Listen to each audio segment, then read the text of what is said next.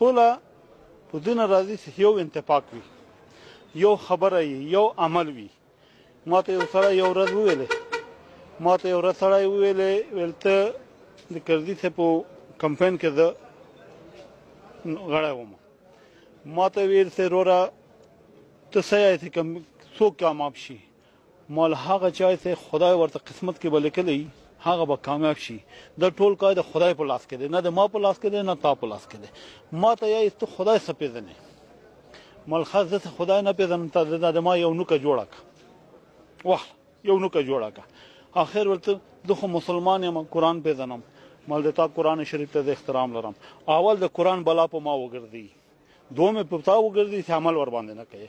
او که ته په قرآن عمل وکړې، نن د وطن ګل و ګلزار ده. د 30 پورې قرآن ته ولول اول نه نیولې تر 30 پورې تا څه شي لیکلي دي؟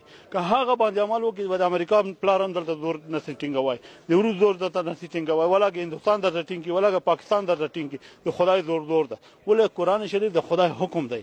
مګر هغه باندې موږ عمل نه کوو، خپل جیبو په غم کې لګیو، نو د وطن